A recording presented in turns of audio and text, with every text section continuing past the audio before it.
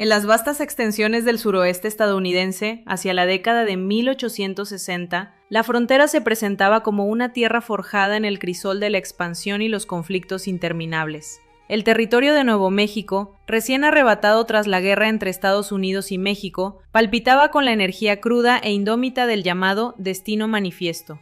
Colonos llegaban desde las tierras del este, atraídos por promesas seductoras de oro, tierras fértiles e infinitas oportunidades, mientras que el pueblo apache, fiero e inflexible guardián de sus territorios ancestrales, enfrentaba una presión creciente por parte de ranchos invasores, fuertes militares y el implacable avance del progreso.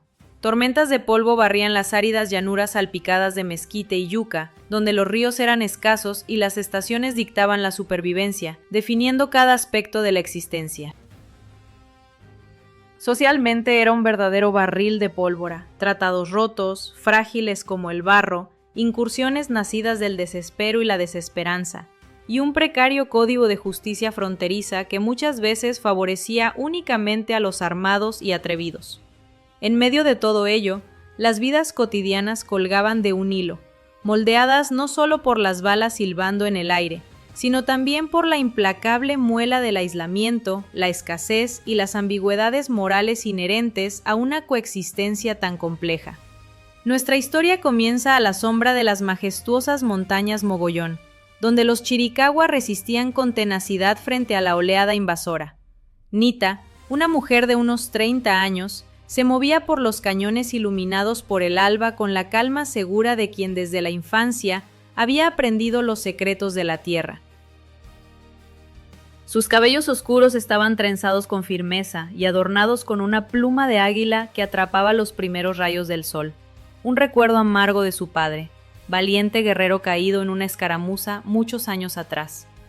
No era ajena al sufrimiento, sus manos estaban endurecidas por curtir pieles y fabricar flechas, y sus ojos poseían la mirada firme de quien ha enterrado a sus seres queridos y aún así sigue adelante.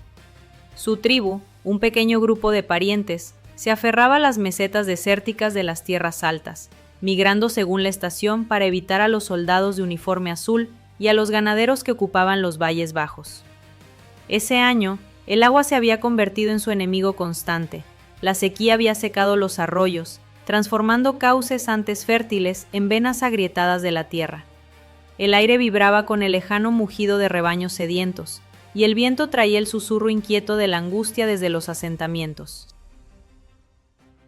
Al alzarse el sol, tiñendo los riscos rojos con matices de ocre y oro, Nita se aventuró más allá de lo habitual. Su misión era sencilla pero vital: explorar en busca de señales de agua o caza que pudieran sostener a su pueblo en los meses venideros. El paisaje se desplegaba ante ella como un inmenso lienzo vivo. La Artemisa susurraba suavemente bajo un cielo tan azul que parecía infinito, interrumpido solo por el grito ocasional de un halcón que giraba en lo alto. Se detuvo en una cresta, sus mocasines pisando en silencio el gravilla, y escudriñó el horizonte. Abajo se extendía el rancho de Thorn, un conjunto de edificios de adobe y corrales que se abrían paso como una cicatriz no deseada en el fondo del valle. Del chimenea ascendía perezosamente una columna de humo, y el tenue repique de un martillo sobre el yunque llegaba a lo lejos. En su campamento se susurraba sobre Thorn, el dueño del rancho, con una mezcla de miedo y curiosidad, una figura solitaria que había llegado 10 años atrás, reclamando tierras lindantes con el territorio apache. Los rumores lo pintaban como despiadado, un hombre que ahuyentaba a los intrusos con su Winchester y una mirada fría como el hielo invernal. Sin embargo, rara vez se adentraba en las montañas, satisfecho, o eso parecía, con construir su imperio a partir del polvo. La crisis no llegó con estruendo, sino con un sutil cambio en el viento. Esa primavera la tribu de Nita había sufrido pérdidas. Una incursión de los navajos rivales había dispersado sus caballos, y la sequía exacerbaba cada vulnerabilidad. El hambre roía los bordes de su determinación, obligándolos a realizar incursiones más audaces en tierras disputadas. Esa mañana, al coronar otra colina, Nita divisó un pequeño grupo de mustangos salvajes pastando junto a un manantial oculto. Agua preciosa brotaba de las rocas, quizás suficiente para guiar a su pueblo a un lugar seguro, pero el manantial estaba peligrosamente cerca de las cercas de Thorn. Dudó, sopesando el riesgo. La supervivencia exigía acción. La inacción significaba ver cómo los ancianos se debilitaban y los niños lloraban por las noches. Tras una profunda inhalación, descendió, aferrando con firmeza su cuchillo, una hoja delgada con apenas visibles marcas tribales heredada de su madre. Era más que una herramienta, era un recordatorio de su linaje, una hoja afilada generación tras generación por la necesidad. Ojos invisibles observaban su aproximación. Los peones del rancho de Thorn, una ruda pandilla de vagabundos y exsoldados, patrullaban los límites con la vigilancia nacida de robos pasados. El abigeato era común en esas tierras, borrando las líneas entre la desesperación de los apaches y el bandidaje puro. Cuando Nita se acercó al manantial, conduciendo un mustango con una cuerda improvisada de fibras de yuca, un galope retumbó desde el valle. 3 jinetes emergieron del espejismo, levantando polvo tras ellos como señales de humo. Estaban armados, sus rostros curtidos y endurecidos por la determinación. ¡Alto!, gritó uno, su voz cortando el aire seco como un látigo. Nita se paralizó, su mente buscando rutas de escape. El cañón a su izquierda ofrecía refugio, pero el caballo la ralentizaría. Soltó al animal y retrocedió lentamente, su mano deslizándose hacia el cuchillo en su cinturón. El enfrentamiento se desarrolló con tensa calma. El jinete principal, un hombre corpulento llamado Harlen con una cicatriz que le torcía el labio, apuntó con su revólver. «Ladrón apache», gruñó, mientras sus compañeros se desplegaban para flanquearla. El corazón de Nita latía con furia, pero pese a la tormenta interior, se mantuvo erguida. Su voz, en un inglés entrecortado aprendido de comerciantes, sonó firme. «No soy ladrona, tomé agua para mi gente. La sequía lo consume todo». Harlen soltó una risa áspera y gutural que rebotó en las rocas, aumentando la tensión. «Díselo al patrón, vendrás con nosotros», ordenó. Luego le ataron las muñecas con correas gruesas de cuero crudo que se hundían en su piel delicada y la montaron a horcajadas tras Harlen, iniciando un viaje hacia lo desconocido. El trayecto hasta el rancho se volvió una mancha borrosa de movimientos bruscos y polvo arremolinado. El sol la quemaba sin piedad, intensificando la desesperanza. Sus pensamientos se volvieron hacia adentro, y fragmentos del pasado emergieron ante sus ojos como espejismos en el desierto. El día en que los soldados incendiaron su aldea, obligando a su familia a huir. Las lecciones de entereza impartidas por su madre, que empuñaba ese mismo cuchillo para protegerlas durante un invierno implacable. Ahora el cuchillo colgaba inútil a su costado, confiscado pero no olvidado, símbolo de libertad y fuerza perdidas. Al atardecer el rancho de Thorn se materializó en el horizonte. Sus edificios proyectaban largas sombras sobre la tierra seca y agrietada. Las paredes de adobe se alzaban firmes contra los embates del clima, y los corrales estaban llenos de ganado que mugía, levantando nubes de polvo rojizo que se depositaba en todo a su alrededor. El aire se impregnaba con olores de heno, estiércol y un tenue aroma a humo de leña que llegaba desde la chimenea, creando una atmósfera única de la frontera. El Stone, el dueño del rancho, salió de la casa principal. Era un hombre alto de unos 40 años, con la piel curtida por el sol y ojos del color de nubes de tormenta que escondían un poder no expresado. Su camisa estaba arremangada hasta los codos, revelando antebrazos musculosos marcados por años de trabajo duro, y su sombrero de ala ancha sombreaba un rostro que reflejaba más autoridad serena que amenaza abierta. No era el monstruo de las historias junto al fuego, sin muecas crueles ni peligro evidente. Pero cuando sus hombres bajaron a Nita del caballo y sus pies golpearon el suelo con un sordo ruido, sintió de inmediato el poder que él poseía. Los peones le obedecían sin cuestionar. Incluso la tierra parecía inclinarse ante su voluntad, como si fuera su legítimo dueño. Thorn se acercó lentamente, sus botas crujían sobre la gravilla, y la luz menguante se reflejaba en la hebilla plateada de su cinturón, añadiendo misterio a su figura. «¿Qué es esto?», preguntó con una voz baja y uniforme, como el retumbar de un trueno distante que anuncia tormenta. Harlen relató el encuentro, adornándolo con acusaciones de robo de ganado para presentar a Nita en la peor luz posible.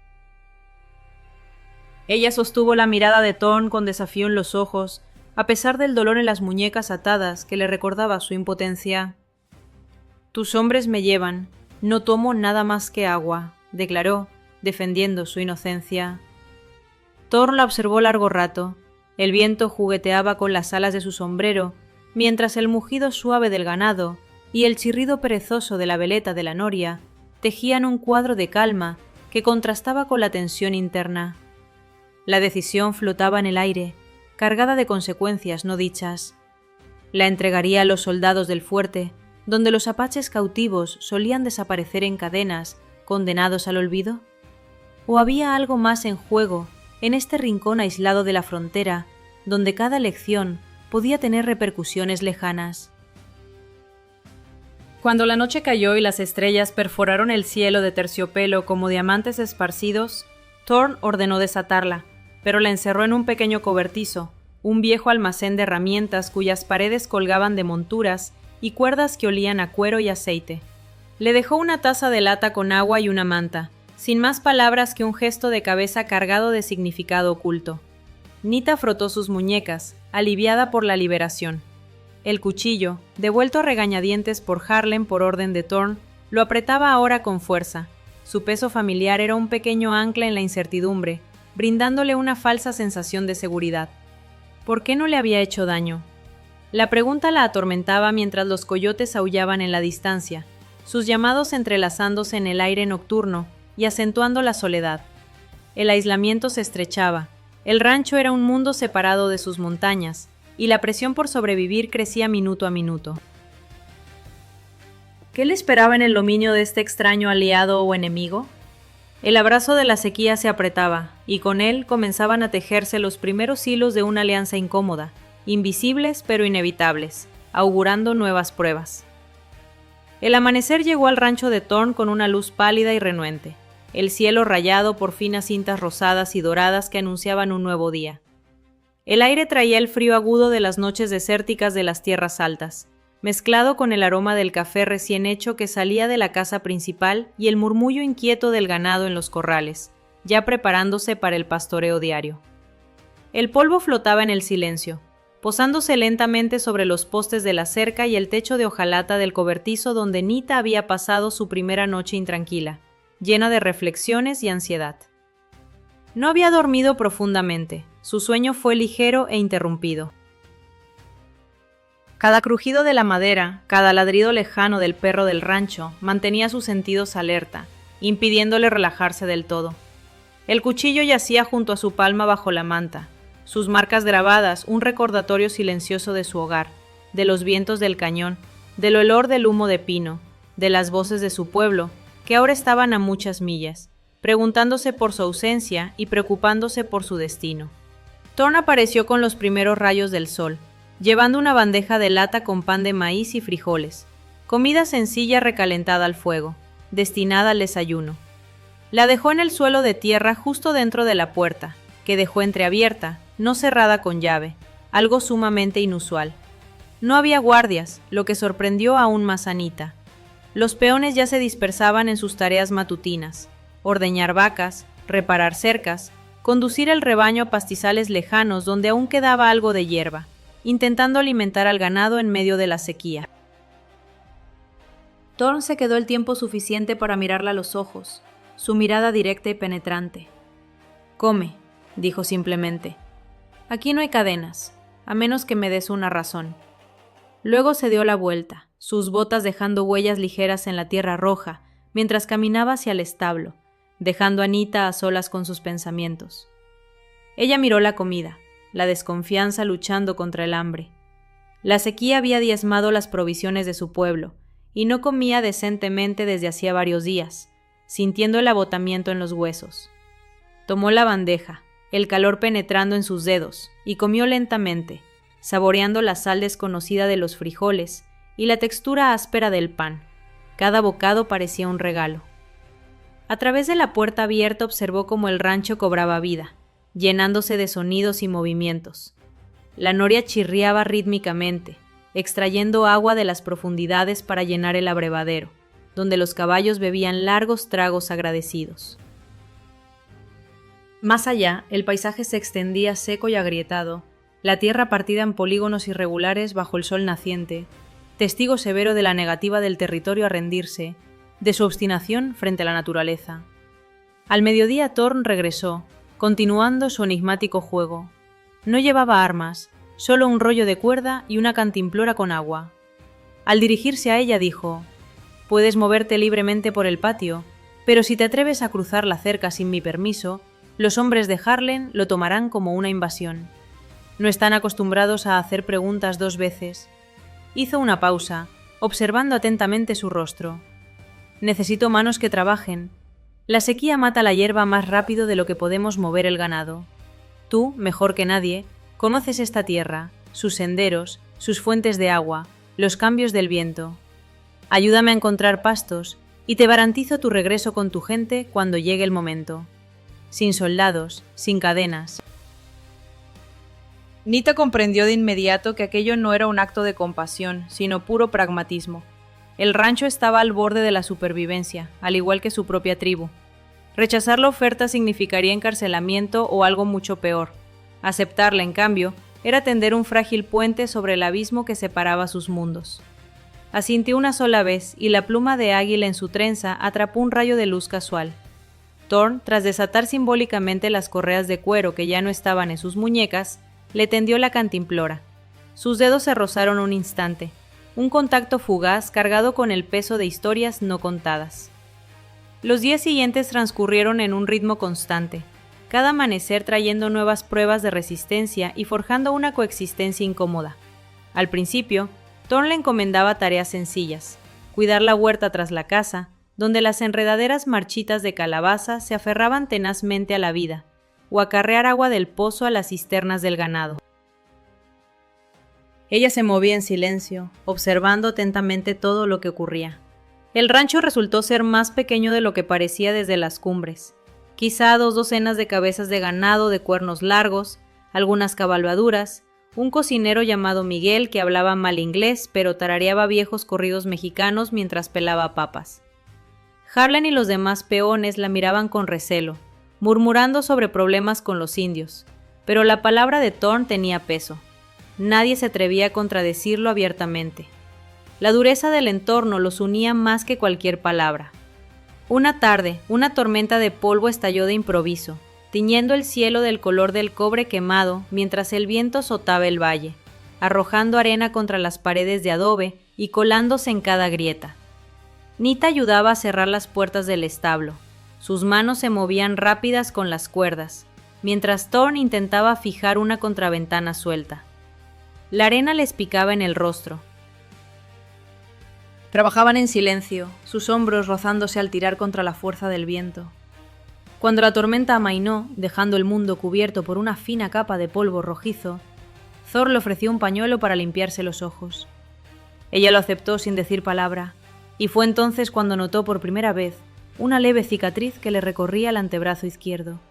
Antigua, blanca, marcada sobre la piel bronceada, dejada quizás por una navaja o un hierro mal usado. Esa misma noche, mientras el sol se hundía tras las mogollón, en un resplandor anaranjado, Thor la encontró sentada en un banco bajo de adobe junto al granero. Se acercó despacio y se sentó a una distancia respetuosa, con una taza de lata llena de café. —¿Alguna vez has bajado tan adentro del valle? —preguntó, su voz suave en el aire fresco. —Lo suficiente como para ver el humo de tu chimenea —respondió ella—. Nunca más allá del alambre. Él asintió, mirando su taza. Perdí a mi esposa aquí hace 8 años. La fiebre se la llevó rápido. La enterré bajo ese árbol de algodón junto al manantial. Señaló un árbol solitario cuyas hojas, escasas y amarillentas, se marchitaban por la sed. Después de eso me quedé solo. Construí lo que pude, no contaba con compañía.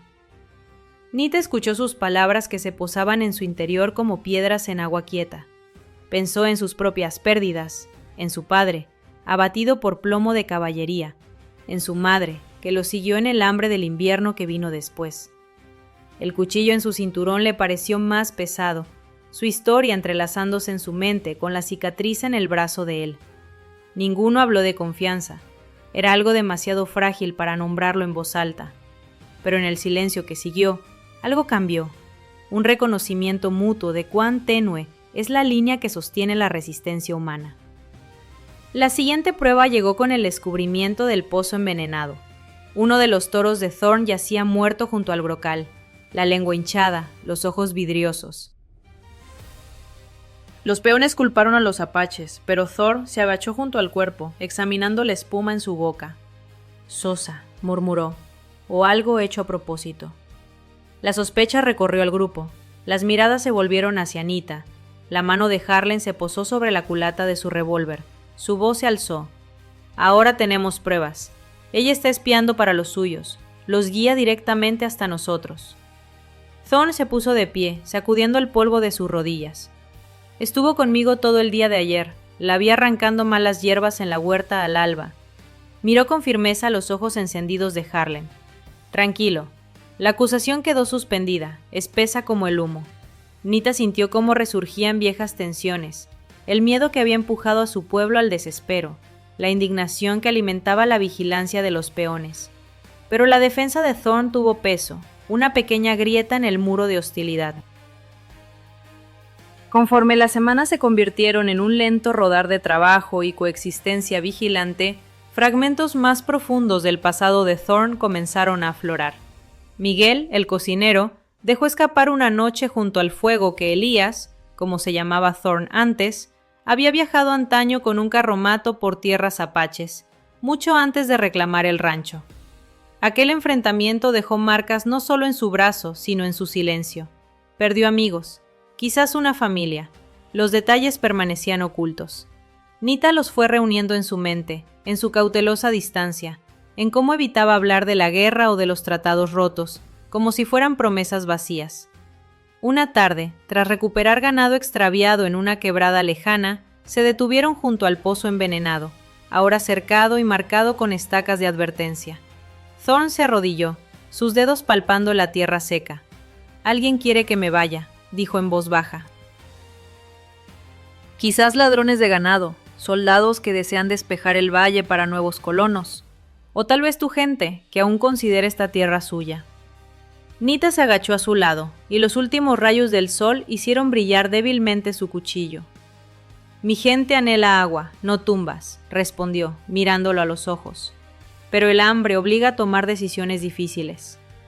Él asintió. Entre ellos quedó un entendimiento tácito. La sequía persistía, y la tierra agrietada reflejaba la fragilidad de su alianza. La confianza entre ellos era tímida, pero crecía con pequeños gestos. Una cantimplora compartida en viajes largos, un gesto de cabeza al cruzarse en el patio, un acuerdo no dicho de cubrirse las espaldas ante amenazas inminentes. Aún así, las preguntas flotaban en el aire nocturno. ¿Quién envenenó el agua? ¿Cuánto duraría este equilibrio frágil antes de que fuerzas externas, soldados, ranchos rivales o el desespero de su propio pueblo, lo hicieran estallar por completo? Cuando las estrellas aparecieron en lo alto, inmensas e indiferentes, Nita apretó la pluma de águila en su trenza, sintiendo cómo chocaban dos mundos. El camino adelante se estrechaba, exigiendo decisiones que pondrían a prueba no solo la supervivencia, sino la capacidad de ver en el otro a un ser humano. La sequía se intensificó, abrazando el valle sin piedad mientras el otoño se deslizaba lentamente. Las hojas del solitario árbol de algodón se volvieron quebradizas y cayeron una a una, cubriendo la tierra alrededor de la pequeña tumba que Thorn había mencionado semanas atrás. El cielo permanecía implacablemente azul, el sol, como un martillo, forjaba días de calor incandescente, dejando la tierra agrietada y el ganado demacrado. El agua en las cisternas restantes se había vuelto una mezcla turbia. Las molino de viento gemía en cada giro, extrayendo cada vez menos. En las sierras altas, Nita sabía que a su gente no les iría mejor, quizás peor, sin el pozo profundo del rancho ni la modesta huerta que ahora cuidaba. El aislamiento del lugar de Thorn se sentía más agudo, una isla frágil en un mar de tierra moribunda. Una mañana, tras una noche de sueño inquieto, interrumpido por el aullido lejano de coyotes, Nita se levantó antes del primer rayo de luz. Salió en silencio del granero, pasando junto a los perros dormidos y la masa oscura del establo. El cuchillo en su cintura, con su peso familiar, era a la vez consuelo y carga. Se acercó al árbol de algodón, atraída por algo no dicho. La tumba era sencilla, un montículo bajo de piedras, sin marcador más que el propio árbol. Se arrodilló, limpiando el polvo de las rocas, y sintió un dolor mudo que permanecía allí como el aroma de pino seco. Thor la encontró cuando el cielo comenzaba a clarear. Se acercó despacio, el sombrero en la mano, las sienes plateadas por la luz del alba. A ella le gustaba este lugar, dijo tras un largo silencio. Decía que sus raíces eran lo bastante profundas para encontrar agua, incluso en los años secos. Se sentó junto a Anita, los codos sobre las rodillas. Nunca le dije a nadie que se llamaba Elena. Nació en México, creció en un rancho cerca de Santa Fe. Nos conocimos en el camino al oeste. Pensábamos construir algo sólido. Nita pasó un dedo por una de las piedras. Mi madre también se llamaba Elena. Fue ella quien me enseñó a usar este cuchillo. Lo desenvainó lentamente, dejando que los símbolos grabados atraparan la luz del amanecer. Lo usó para cortar mi cordón umbilical cuando nací. Lo usó de nuevo para defendernos cuando llegaron los soldados. Lo tuvo consigo hasta el final. Thor miró la hoja, luego su rostro. La cicatriz en su antebrazo pareció palpitar débilmente en el aire fresco. Aquella noche en el cañón, dijo en voz baja, hace 8 años, nuestro carromato fue atacado. No por tu tribu, sino por desertores a los que no les importaba de quién era la tierra. Perdí a Elena allí. Me hirieron con un cuchillo en el brazo mientras intentaba protegerla. No sobrevivió aquella noche. Las palabras cayeron entre ellos, pesadas como una roca. Nita sintió que el viejo enojo se alzaba, pero luego se apaciguó, transformándose en algo más sereno, el reconocimiento de duelos paralelos. Ninguno culpaba al otro directamente. La frontera no tenía un solo villano, solo el lento choque de vidas bajo presión. Envainó el cuchillo. La tierra recuerda, dijo, pero las personas pueden elegir qué llevar adelante. Aquella conversación marcó un giro sutil pero innegable. Hablaban menos, pero se entendían más. El trabajo continuaba, reunir el ganado que se acercaba demasiado al pozo envenenado, reparar los engranajes gastados del molino, repartir los últimos restos de la cosecha marchita. La confianza crecía con esos pequeños actos repetidos. Thorn dejaba la puerta del granero sin cerrar por la noche. Nita le advertía sobre senderos cambiados donde podrían pasar ladrones. Ambos montaban guardia las largas horas estrelladas, cuando el cansancio volvía a los errores mortales. Una oposición más profunda se revelaba por etapas, como nubes de tormenta acumulándose sobre las mogollón. Primero vinieron las señales, huellas frescas de botas junto a las cercas, que no coincidían con las de los peones, alambre cortado por donde 3 reses escaparon antes del alba. Luego, un día, un jinete apareció en el horizonte, un hombre de abrigo oscuro, montado en una silla del gobierno. Traía papeles de la oficina territorial, alegando que el valle estaba siendo inspeccionado para nuevas concesiones. Thorn lo recibió en la entrada con voz calmada pero afilada. «Esta tierra ya está reclamada», dijo, «registrada correctamente». El hombre sonrió con sutileza. «Los reclamos se cuestionan cuando hay problemas, incursiones, ganado envenenado. Dicen que albergas enemigos». Sus ojos se deslizaron hacia Anita, visible en la huerta. El fuerte Stanton ha hecho preguntas. El visitante se fue sin insistir, pero la amenaza quedó flotando en el aire. Harlan, emboldened, aquella noche confrontó a Thorn junto al corral. «Ella debe irse, jefe. ¿Nos van a quemar o colgar por darle refugio?» La respuesta de Thorn fue como acero en silencio. Se quedará hasta que pase la sequía, o hasta que ella misma decida irse. Nita, oculta en las sombras, escuchó atentamente. La carga moral sobre sus hombros crecía. Su presencia lo ponía en peligro, pero irse significaba destruir el frágil puente que habían construido y regresar a su pueblo con las manos vacías, justo antes del invierno. El punto crítico llegó bajo la luna de cosecha, cuya luz plateada bañaba la tierra agrietada. Un grupo de 6 jinetes, con los rostros cubiertos por pañuelos, atacó a medianoche. Surgieron de una quebrada al norte, cortando cercas y arreando al ganado restante hacia la llanura abierta. Los disparos rompieron el silencio. El ganado mugía en pánico. Thorn y los peones, armados con rifles, salieron de sus camas. Nita, con el cuchillo desenvainado, emergió del granero, moviéndose instintivamente hacia el caos. A la luz de la luna reconoció una silueta, la cicatriz en el labio del hermano de Harlan, un vagabundo que había dejado el rancho meses atrás bajo sospecha de robo. Los ladrones no eran apaches, sino oportunistas que aprovechaban la sequía, los rumores y la codicia por la tierra. Su objetivo era el ganado, los derechos al agua y el rancho mismo. El combate fue breve y feroz. Thorn recibió un rasguño en el hombro y la sangre oscura floreció en su camisa. Nita se movió entre el polvo y la confusión, cortando riendas para dispersar los caballos de los ladrones, ahuyentando a 2 con piedras lanzadas y un grito feroz que evocaba el grito de guerra de su madre. Uno de los hombres se volvió hacia ella, alzando un revólver. Ella cortó la distancia en un instante y el cuchillo relampagueó. Él retrocedió, agarrándose el brazo, y huyó con los demás. El amanecer encontró el rancho nuevamente en silencio, roto solo por los gemidos bajos del ganado herido y la respiración pesada de los hombres. 3 ladrones yacían muertos en el polvo. Los otros habían desaparecido en las colinas. El hermano de Harlan estaba entre los caídos, identificado por su cicatriz, ahora inmóvil para siempre. Thorn estaba sentado contra una pared de adobe, el hombro vendado toscamente por Miguel. Nita se arrodilló a su lado, presionando un paño limpio contra la herida. Sus miradas se encontraron en la luz pálida. No dijeron nada. Solo el firme contacto de su mano, y él no se apartó. «Podrías haber huido», dijo él.